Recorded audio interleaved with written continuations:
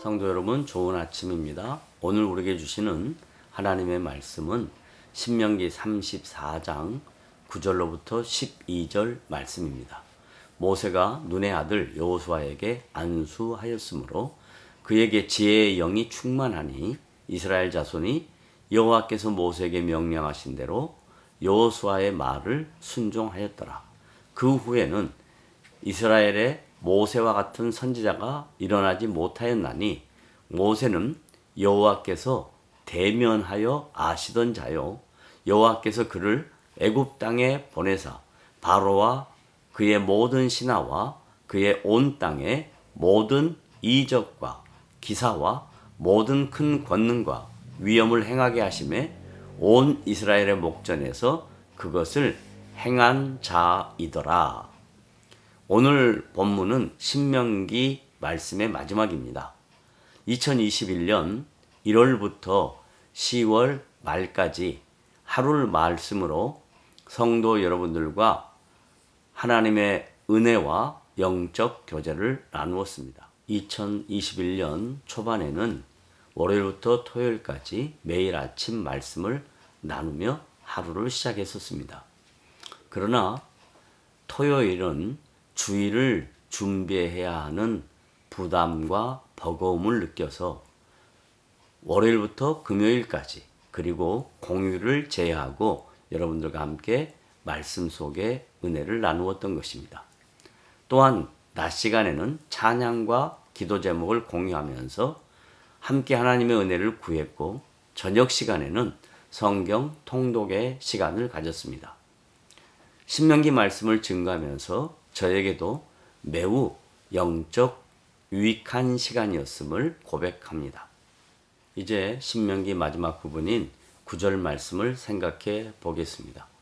모세는 하나님의 종으로서 자신의 사역을 마감하고 정리하면서 후계자인 여호수아에게 안수하며 구원 역사의 도구로서 공적 사역을 계승케 하였던 것입니다.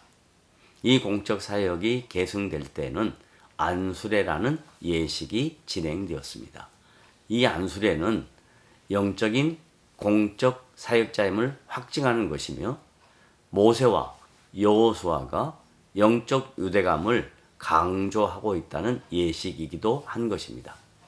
또한 10절에서는 모세에 대한 평가를 자세하게 증거하고 있습니다.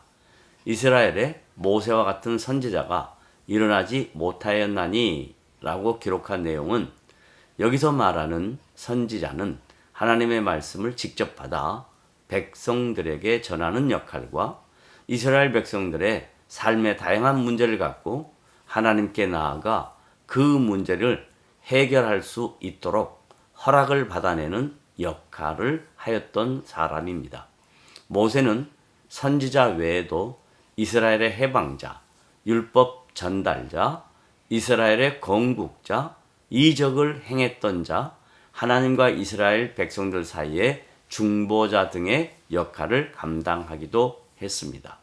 마지막 12절에서는 모세와 같은 선지자가 없었다라는 말씀이 있습니다. 여기에는 두 가지 중요한 영적 의미가 내포되어 있습니다. 그중 첫째는 모세가 여호와께서 대면하여 아시던 자라는 것입니다.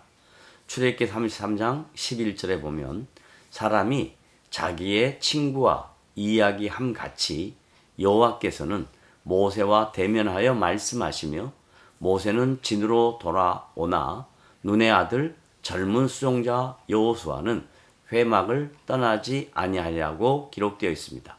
모세는 하나님의 말씀을 직접 들었던 자이므로 다른 선지자들과는 차별된 역할을 감당했던 사람입니다. 둘째, 여호와께서 모세를 통해 다양한 이적과 큰 권능과 위엄을 행했다고 말씀합니다. 그 이유는 하나님께서 친히 모세의 모든 사역에 구체적으로 함께 하셨다는 것을 강조하는 내용이기도 합니다.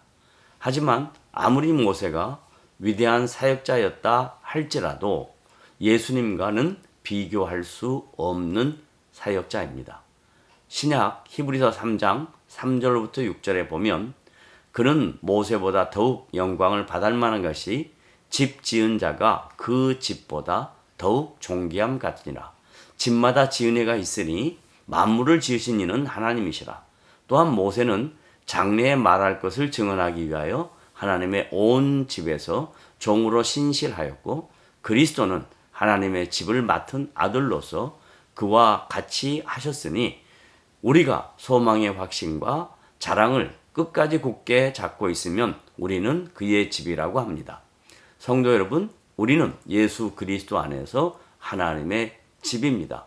그 영광스러운 하나님의 집으로서 각자에게 주어진 삶의 현장에서 아름다운 열매를 맺혀가는 복된 지체들이 되시기를 주님의 이름으로 부탁을 드립니다.